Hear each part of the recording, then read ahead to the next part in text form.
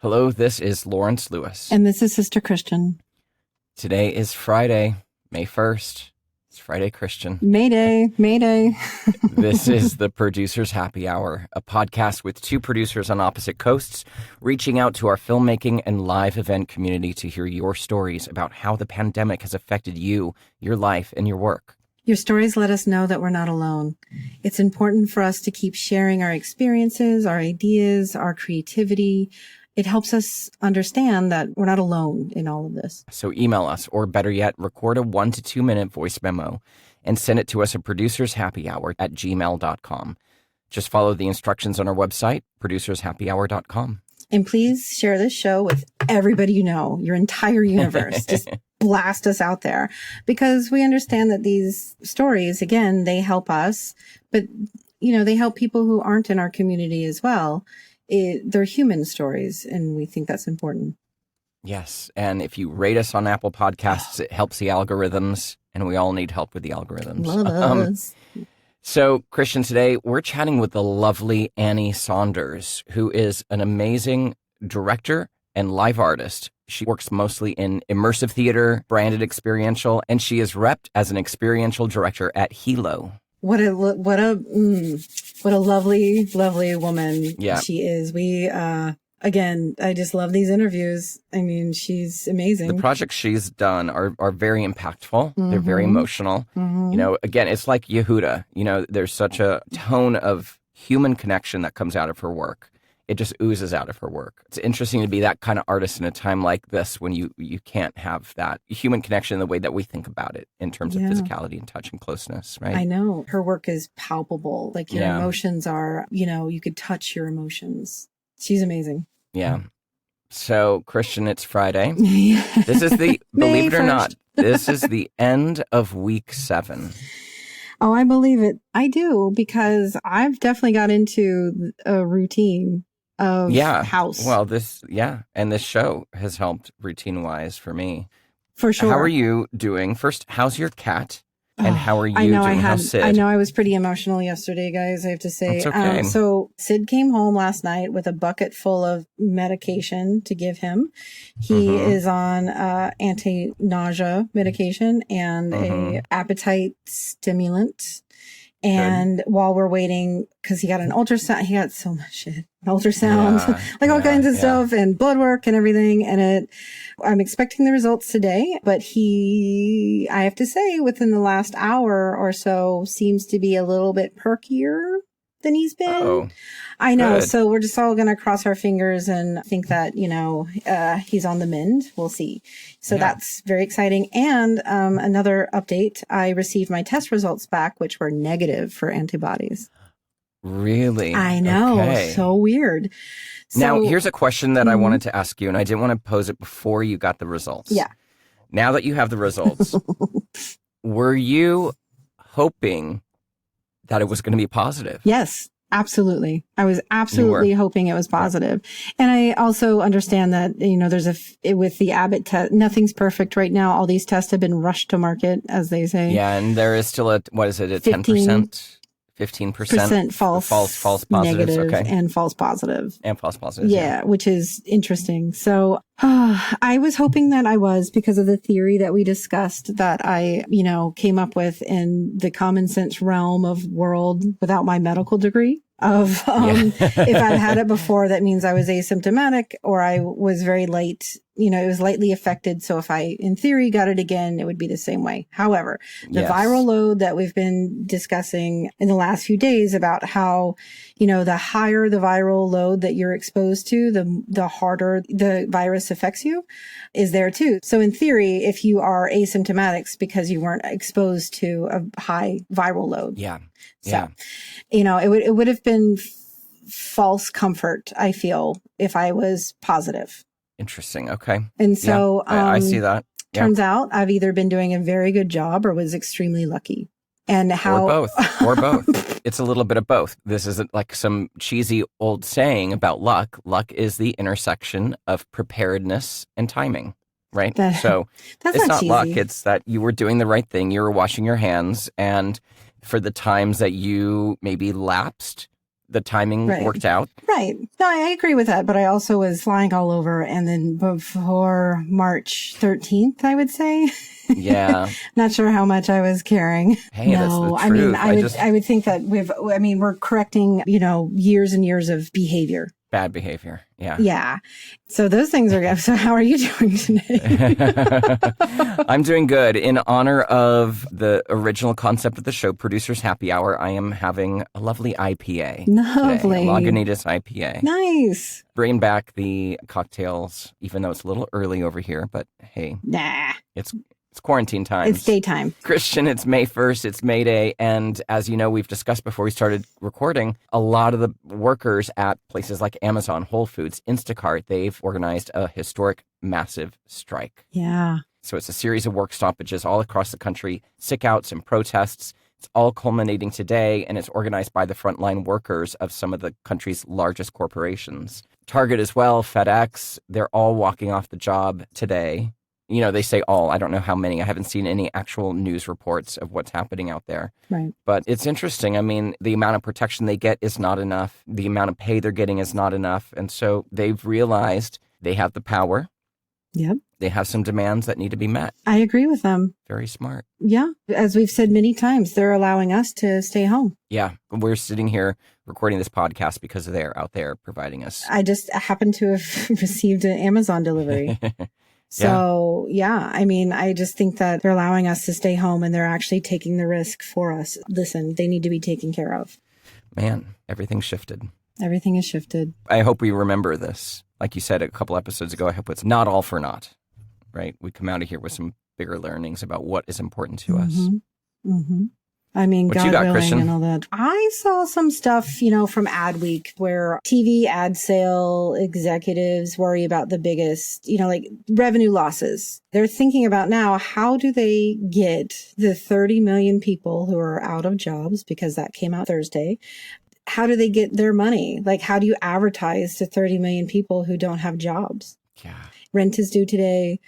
Very few people have been paid their unemployment benefits. I still haven't seen any unemployment benefits or, the stimulus check, quote unquote, from the government, or heard anything back from the PPP, EIDL, LMNOP. Exactly. I haven't seen a penny from anybody. So how would they advertise to me? Of course, the ad sales are losing. Sales are down. And then there's no sports is a huge, televised sports. Huge for advertising. There's none going on right now. So there's nowhere to advertise when it comes to live sports. Yeah, it's just a snowball. All of this has been snowballing, and we're still finding out what sectors of the economy are being affected as we go. I read in the Freelancers Union blog. Oh, right. They did their own poll. And so granted, the poll is a small sample size, so take it with a grain of salt. But they polled 2,767 freelance union members. Right. And they answered their surveys about their struggles with, all these systems, the LMNOP systems we just talked about. 84% of freelancers who have applied for some kind of government relief have not received any money. Right. And almost all of them, 86%, have applied for at least one of PUA, PPP, EIDL, or the Self-Employment Assistance Program. It's a small sample, so, there's probably a hefty margin of error. But, yeah, there's a lot of people out there that are not being able to access these funds. Yeah, and you can't get a hold of anybody. Nobody's responding to your... Yeah, it's just... it's very frustrating because, again, I have savings. I'm using it. I had a good last year and the beginning of this year, so that's great. But I mean, what happens when I might be one of those desperate people who take a job, remotely because I need to. Yeah. To that point, another article that our good friend Sandrine Orabona sent us, the documentary filmmaker we had on a show. Sandrine. She sent us this article from Johns Hopkins about grappling with the ethics of social distancing. And they're talking, of course, on a grand scale. Right. But it applies so much if we look at the microcosm of our film set and what that means. And so this document, I'll put it in the show notes. You can Google it. It's called Grappling with the Ethics of Social Distancing. It talks about all the ethical questions behind the different measures and how to weigh those ethics. It's kind of walking you through the process of weighing the ethics of what is right, what isn't right, and how do we move forward since there is no vaccine. And I think one of the most interesting things about it is, given the many policy choices that have already been made, there is a lack of consensus regarding who bears the burden of proof for showing that a policy is justifiable. On your So honor. that's, you can't really prove a negative, right? Because we stopped being around each other, this thing didn't happen. But there's no way to prove that that was a result of us. You know what I mean? So I'm seeing a lot of that charged. recently too. It's like, well, see, it wasn't that bad. So we can get back out there. But the reason why, in theory, it wasn't that bad is because we're doing this. Right. You know, we received the Florida guidelines today from Chris W. Keygrip. Yeah. We received those too. So I think that people are just going to rush ahead and see what happens and then learn. They need proof. And so since we don't have, since we're not giving proof, that we're going to show them by opening up. Yeah. If they open up and everything goes great, fantastic. Yeah. Fantastic. Absolutely. I really hope for that. I'm scared because I am Southern that things happen in the South to a relative or something because of these policies or to, you know, production communities that was avoidable, but everything is avoidable in hindsight, right? Yeah. So again, ethics. Yeah. Great article. Ethics. Thanks, I'll put that in the show note. We always put all these articles in the show notes so you can check them out. On our website, producershappyhour.com, there is a page called Take Action with a list of a lot of resources, a lot of information, and opportunities for you to volunteer and donate and help other people. So, Lawrence, I'm just going to side note and say I just got an email on Seamless from Sweet Green pushing all their new dishes. Oh, really? It makes me miss LA. A little bit. I love New York, don't get me wrong, everyone. But the food in LA can be very healthy bougie. Healthy bougie. And it's nice. So I don't think we've ordered out, by the way, in at least a month now. Oh, really? Which is saving money, absolutely, cooking and stuff. But it's just also like, it's a different way of living in New York. Yeah, usually order everything out. Yeah, that's just what you do. Yeah. Now that I've got everyone's mouth already for the delicious sweet greens, let's get on with the interview. Yeah, she's a little delicious sweet green as well, and we're going to chat with her, Annie Saunders. She is a director and a live artist. Her company, Wilderness, has presented The Day Shall Declare It, which was an amazing immersive play that took place in a disused warehouse in downtown Los Angeles' Art District, with Los Angeles Performance Practice, and in London with Theatre Delicatessen in the former BBB Studios and the Bush Theatre. Her company has also presented work at the Public Theaters, Under the Radar Festival, Red Cat, the 14th Factory, the Broad Stage, the San Francisco Playhouse, and Getty Villa. She holds an MA in Literature and Critical Studies from the University of London and trained at the Sanford Meisner Center for the Arts, the American Conservatory Theatre, and the Royal Academy of Dramatic Art. She worked for 10 years as a creative activist with Eve Ensler's V-Day, and she is currently represented for commercial projects and commissions by Hilo, and has created unique, large-scale experiences at Cannes Lions for MasterCard, Santander, Hewlett-Packard, Dos Equis, Bullet, and ASICS worldwide. Jeez, she is amazing. It's a long list of credits. Yes. Let's take a listen. Annie, thank you so much for joining us today. We'd love to check in on you, see how you're doing, how your family's doing. Are you in LA? Yeah, I'm in LA. I'm good. I'm pretty, I'm healthy. My family's healthy. Everyone's okay. So that's the important thing, Yeah, for sure. So we read a little intro to you, so we know kind of your background and what you do as an artist. Great. What was happening to you? Take us up to the days leading up to the pandemic. Were you working on something? Did you have projects in the works? What was your mind frame before things really started to become an emergency? Yeah, so I was working in London in March, where I have a couple of projects, one that I was working on in particular. And we had a residency up until like March 9th, that first week of March, and a little bit into the following week. So we were kind of working in the studio, just myself and one other collaborator, sometimes two, as things were sort of shutting down.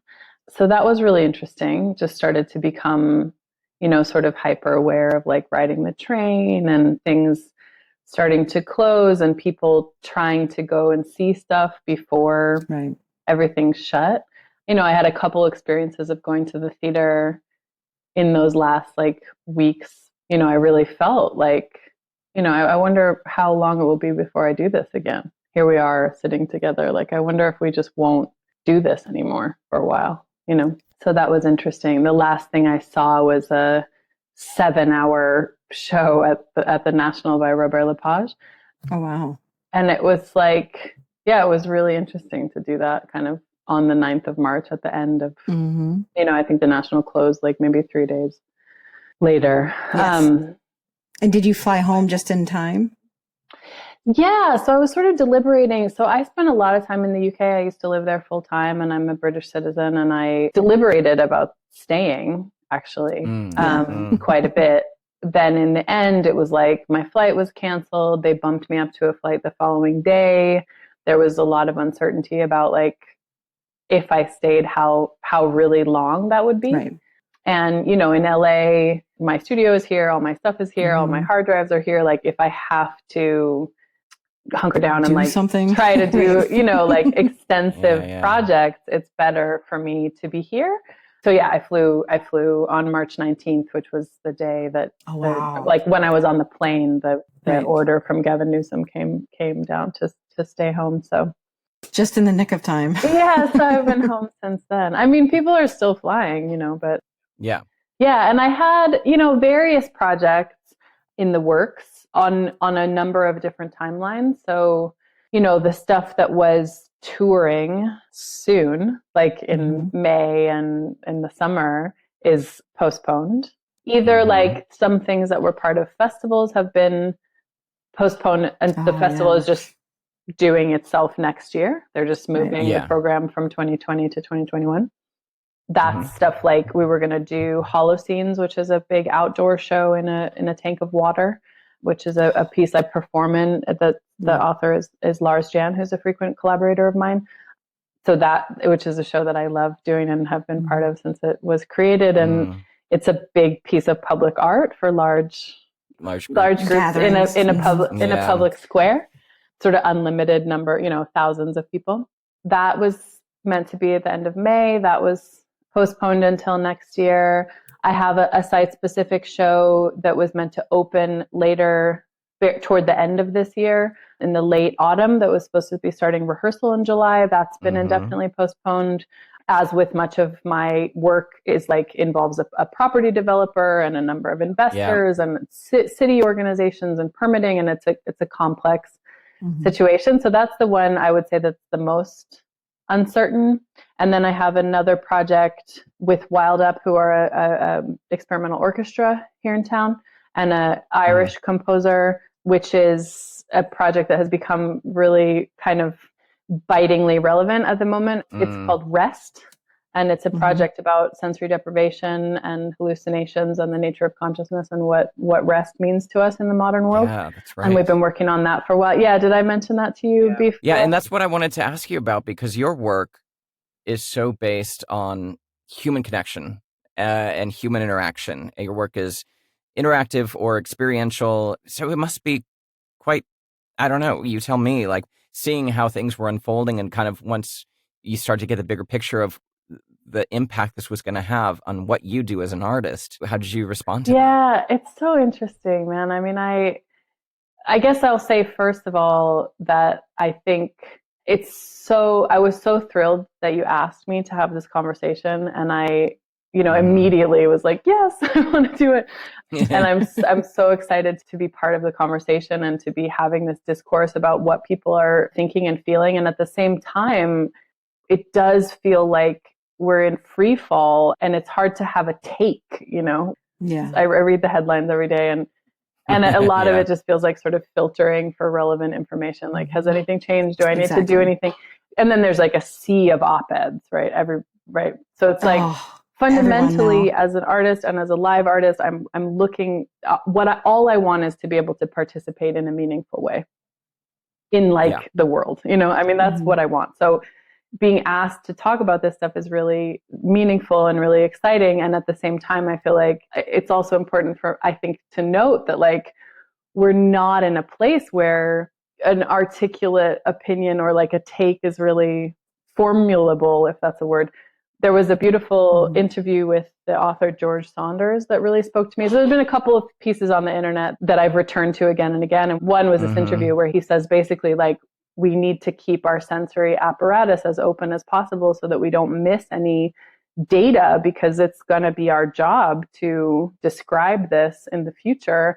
But it's really hard to keep your apparatus open when you're really fearful and anxious and distracted. And also it's like the moment where you slip on the ice and you can't really suspend time in that moment and have a take, like this is what I think about the fact that I just slipped and I'm about to fall. It's like this, we're in this kind of suspended split second of like, what's it going to be like? At the same time, I think that, I was saying to someone yesterday, like, I love to make work for small groups of people. Right. I love to make work for one audience member at a time, 10, 20, 25, 50 audience at a time. I love that kind of intimate work. Yeah. It's often financially impossible or challenging. Sometimes prohibitively challenging. Yeah. I've been doing a show that allows one audience member through at a time. Doing that show for 7 years, I can guarantee you it's financially impossible. Yeah, exactly. So, well, let's say this. I would frame it a slightly different way, which is that it requires a new model. Right? Yeah, it requires a new model. Yeah. And I think for years we've been trying to find a model that works for intimate audience sizes and for the creation of personal experiences that doesn't require, a $1,500 ticket price, right? Yeah. So I think that we've been trying as the makers of the work to also be the architects of a new producing system. And gosh, I mean, 100%. If this time allows us the opportunity to do that less sort of as we are on the fly and as we're making, then I think that would be amazing. So we know that you also do branded experiential projects. Yeah. Of course, all of that stuff is on hold for a little while, but have you had any conversations with ad agencies or brands on how to pivot?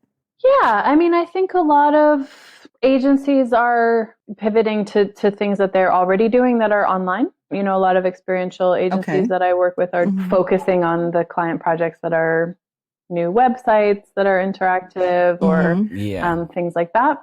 There has been some discussion of shooting stuff socially distanced, which is interesting. And I'll be interested to see where that goes.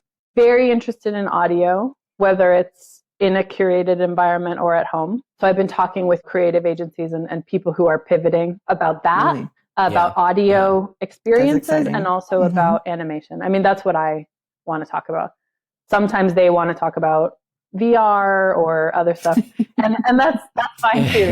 Like I'm very willing to test I'm interested in my own resistances and how they can be made more malleable. There was a beautiful thing that came out online recently. This wonderful artist who I love, who's Lawrence Abu Hamdan, who's a filmmaker and an audio artist, and he has been looking for ways to release his work online in a way that feels meaningful and specific to him and also translatable, because I think this is the other big piece of material that we're working with in this moment is framing things as either replaceable or not replaceable. Like, is it a replacement for going to the Metropolitan Opera to watch a performance of the Metropolitan Opera on your laptop in your bed? I would say no, because it's not all about the content. The experience is part of it. So he's been looking for ways to make, I would say, rather than replace, like translate things that we've made for another medium, right? Exactly. Translation is better than replacement. He made a piece of audio, which is a 12-minute experience for audience members in a gallery space that's blacked out. It's a darkened room with a 12-minute audio track on a speaker array. So what he did was he eventually put it online, redesigned it for headphones. Oh, wow. And there are instructions, like there's guidance, and the guidance is turn all the lights off, get your best quality headphones. Right. And if you try to navigate away from the page or you open a new tab while you're listening to this thing, it will stop. Nice. And I really responded to that because I was like, oh, I really want to do it now. And I thought, oh, this is interesting. I want to do it because there's a space for me as an audience member to participate. It's interactive now because there's something for me to do. And I want to do it right. I want to do it the way he wants it to be done. And I feel like I have a job and a role, and it feels like an interactive participatory experience just because there's a guidance there. That's interesting. It's so great to chat with you about this because you're putting into words something that I've been bouncing around in my head about, we have the show, The Alone Experience, and why don't we just do a Zoom alone experience? And I was like, it doesn't feel like we're creating something new. Like to your point, it's replacing what we can't do with something else that will soon be irrelevant once we can do that thing again. So I'd rather try and figure out a new way, a different way of telling the stories that we explore in our show. So, we talk a lot about the logistics of how do we go back to doing what we do on this show, and that's all well and good, and we'll get into that a little bit later. But and I'm hearing you talk about the new things that you're interested in, working with tools as an artist to do what you do. But what about, do you think this experience, this emergency, this pandemic is affecting you in the stories you want to tell? Is it going to affect you as an artist? Do you see things differently now that will embed itself into your work? No doubt. I would say it's too soon for me to know how. And I also feel like often my experience has been that I don't know why I'm making something until like years afterward. I've made everything I've made. Years later, I've kind of gone, oh, that's what was happening. Okay. I was really like interested in this and I had no idea. So I think I won't know until later. And that was the other beautiful thing about that interview with George Saunders, and basically him saying, take notes, take bad. And this is my interpretation. He didn't say this, but my interpretation is like, take bad notes, take bad, haphazard, nonsensical, disorganized notes, because you don't know what is going to be relevant or useful until later. The most mundane kind of thing might unfold into something. So I think for sure it will affect the type of stories that I want to tell and the way I want to tell them. It's also reframing the work that I'm already making, right? Like what I've been talking with Emma, the O'Halloran, the composer for Rest, is like, it's really interesting because we have this body of recordings of interviews and research that we did before. And then we have the things that we're talking to people about now, in terms of like what rest means to them in the modern era, and sensory overwhelm, sensory deprivation, dopamine fasting, all these different things that are going on, all these phenomena. But we've crossed a line with that subject matter. The recordings from before are from a different world, right? And Right. what we've been talking about is like, well, this show it's going to be about this now. We don't even have to like make it about this or point. It just will be. People, that's what's going to be coming up for people. So what do we do with that knowledge? We know that the audience are going to be receiving what we bring them with a framework of having experienced it. So how do we respond to that, Yeah, I feel that just watching TV shows. Somebody coughs or shakes hands, and it's touching. just like, ugh, this feels all wrong now. Ooh. Totally. I was saying to someone the other day, we were talking about one of the things that we made, one of the concepts that I created for the home was this space that was a museum where there were objects that were just everyday objects that had taken on sort of totemic archaeological significance because of what they represented in these women's stories, like keys and phones and wallets and objects that we don't think of as weapons, but could be weapons like a remote control. Any small object that can be hurled, etc., were like displayed as artifacts or artwork or things that had taken on this kind of archaeological significance is the word that I'm deciding to use right now. It's good. I like it. And the same is happening now, right? Masks and gloves and, the idea that like I'm wearing a mask. 6 months ago, if I said that to you, you would think like, oh, you're wearing a costume?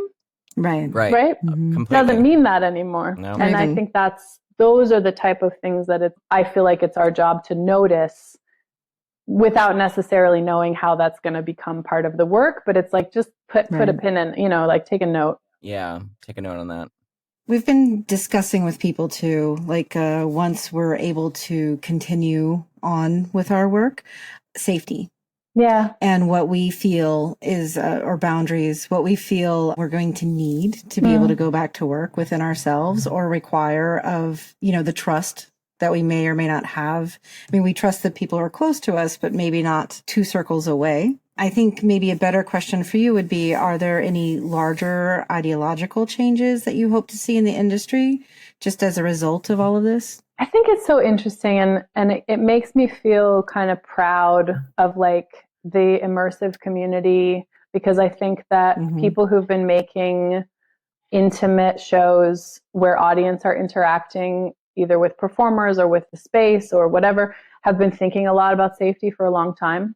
Yes. Have been thinking about performer safety, audience safety, have been experimenting with incredibly complicated sort of waivers and things for people to sign, or like instructions or signage, or like how much do we tell them to maintain some mystery and intrigue, but we keep them safe. And man, like we've been thinking about that stuff for so long.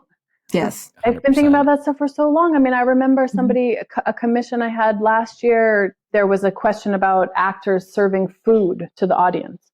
And I was like, there are types of food that I would take from an actor, and there are types of, there was a question about like oysters. And I was like, I'm not taking not taking an oyster from somebody who's pretending to be somebody else. Like if you, Draw the line there. There are really, but a strawberry I would take. And it's like, it's on me as the creator to find a way, which is so challenging, to articulate why, the difference between this, and why it's important for people who are giving us information about the safety of our body or about how we're supposed to act are not like wearing a top hat and being weird, like that person has to be real and relatable. So there's all these layers and intricacies to keeping the audience safe. And I think that the immersive community, interactive theater makers, intimate theater makers, participatory performance makers, experiential creators have been thinking about that so much for so long and experimenting with that, I would say, in ways that some have worked, some have not worked, some have been alienating, some have been overkill, all these kinds of things. Some have been not enough and audience have not felt safe, but the safety of the audience member and their ability to feel held and cared for and safe to submit themselves to the experience, and that the people who made this thing that they're entering are going to take care of them and be responsible has been something that I think has been our domain in many ways. And so I think for me, it's built in to how I make shows. With the home, for example, it was like you put the headphones on, you interact with various people before you get into what feels like the art part, right? Yeah. And you put on headphones and there's a recording saying, I'm the stage manager. This is what you do if you want to leave. If you want to leave the experience, take your headphones off. We'll see you and we'll come and get you, which does 3 jobs at once, right? It tells them that we can see them, that they're under surveillance, which is part of the storytelling, it's part of the content, that these women felt like people were watching them all the time.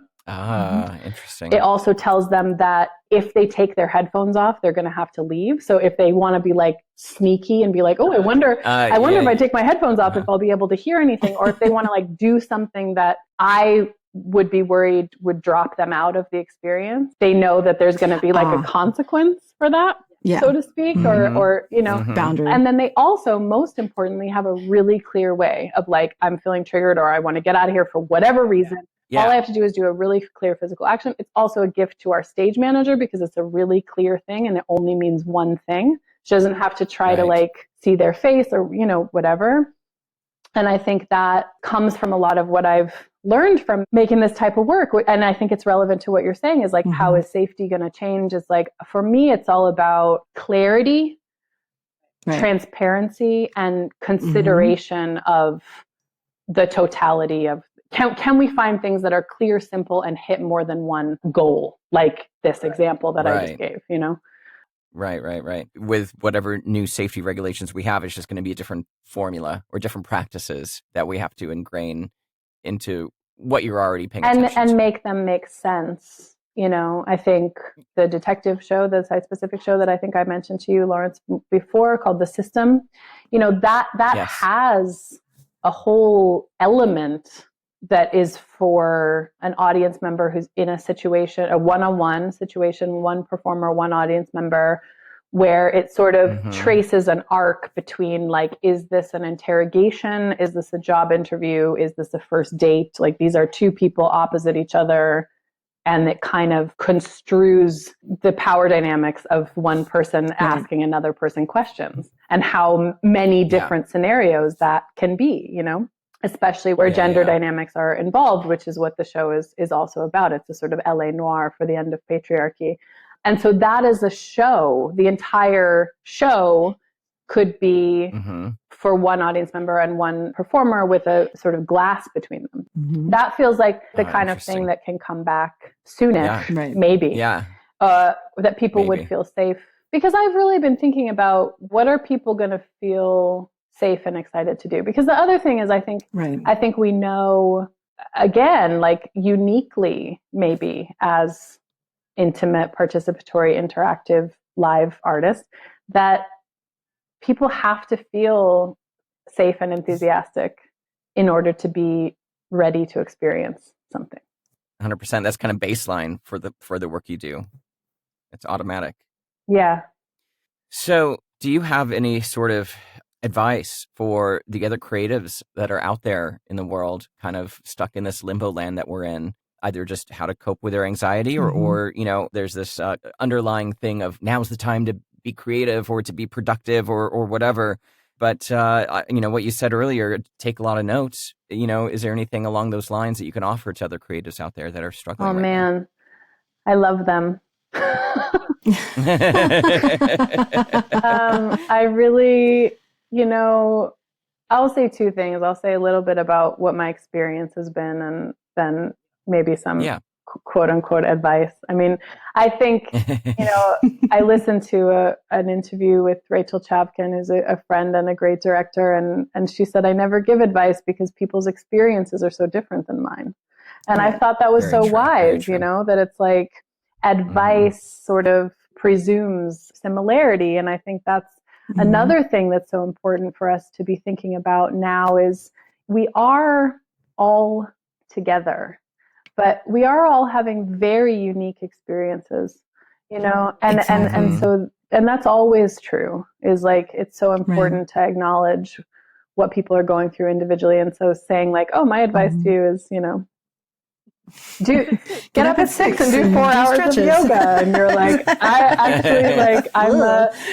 there's a guy in our community, amazing artist, David Rosenberg, incredible experimental theater maker, he's an emergency anesthesiologist. That's his job. Oh, wow. So, like, me and David Rosenberg are kind of similar in the sense that, like, we both make experimental theater for small audiences and are super interested in audio, but, like, his life looks nothing like mine nowadays.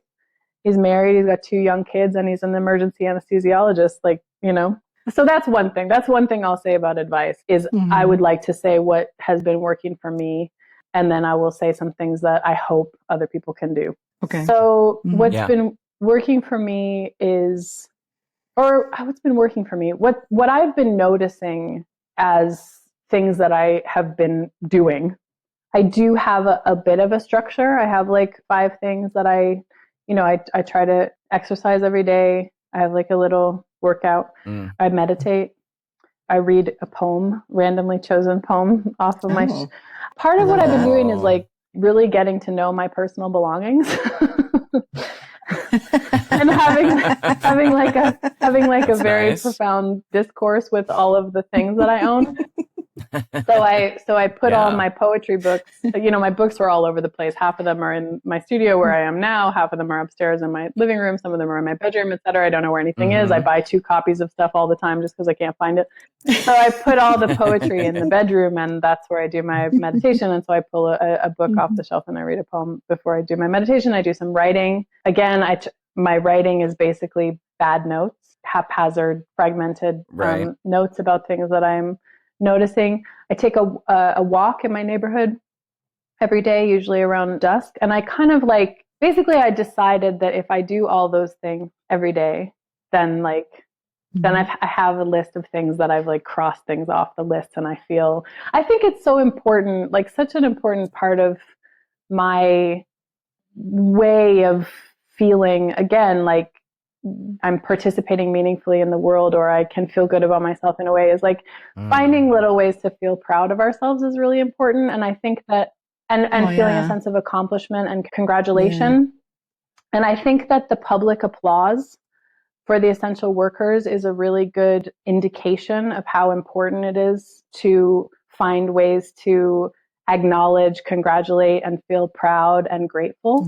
I mean, that is like, and it's so relevant to our practice as theater makers that like immediately, spontaneously, the collective unconscious made a decision that it would applaud.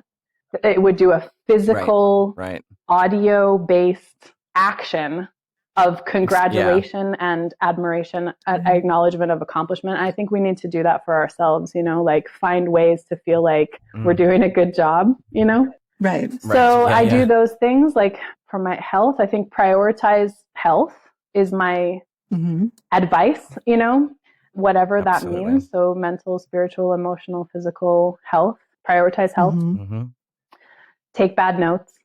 I have random sticky notes all over the house, so I understand what I feel bad notes are. I think, and then I'll come across them and just be like, "What the hell is this?" Oh, I think prioritize health, take bad notes, rest, congratulate yourself, congratulate each other, reflect. So another thing I've been thinking, man, is just like I'm so grateful to be an artist and to have been able to participate in that way and make the work and share the work that I've been able to be part of. And I hope that I can continue to be that, I just hope that there's a place for me in the conversation as this continues, because it's been so fun, Again, thank you so much for joining us today, Annie. It's been such a pleasure. Before you go, though, I mean, sometimes we ask people what they're looking forward to once they can go outside. But I think that maybe if you could answer what you hope comes out of this experience, maybe it's personally or for the industry or for society in general, that would be lovely. I think it's been said by other people too, and it's been something I think that's been coming up. There's something emerging, I think, about acknowledgement of the connectedness and the care that we can offer ourselves and each other. I was very moved by this article in the New York Times about Gabrielle Hamilton about Prune. Did you guys read that about her restaurant? Yes. Oh, yeah, that was very moving. I read something earlier about the connection between hospitality and storytelling. And when I read Gabrielle Hamilton's piece, I was, just like touched to the core by the part where she talks about sitting alone in the empty restaurant and listening, which is exactly how we make site-specific work. When I acquired this building, they said, what's first? And I said, first is me. I come in here and I sit here and listen to what the building wants, what the future might be, like what the walls are saying, all this stuff. And she was saying, I sit in the empty room and I listen to the cooler and I listen to the fans come on and I listen to the creaking walls and I imagine what might come and I feel electricity in my body and sometimes I rearrange the tables. And I just thought, that's me. I'm her. We're the same. Absolutely. We're one. We're really one, We're all in the hospitality business. Yeah. Right. And it strikes me how connected that word is as well to the word hospital. Right? Seriously. And we all hosting each other in some way. And I hope for that. I mean, it sounds kind of corny, but I hope for a kinder, more caring world that acknowledges the ways in which we're all connected, Yeah, I think we've strayed quite far from that. So I'm excited about the possibilities. All right. Thank you so much for joining us, Annie. We really appreciate it. Thank you, guys. It was great. I was so honored to be asked, and I really appreciate it. I love these interviews. I do. I want things. I want that too. I want to be able to. It starts local. We just keep coming back to that, and how helping each other feels good. So losing that feeling, I don't want to lose that feeling. I want to keep doing it. Right. Finding little ways to feel proud about yourselves. Yeah. Yeah. Like, listen, if you feed yourself, if you get out of the bed, if you, whatever the little accomplishment that you have, please feel good about yourself because you did it.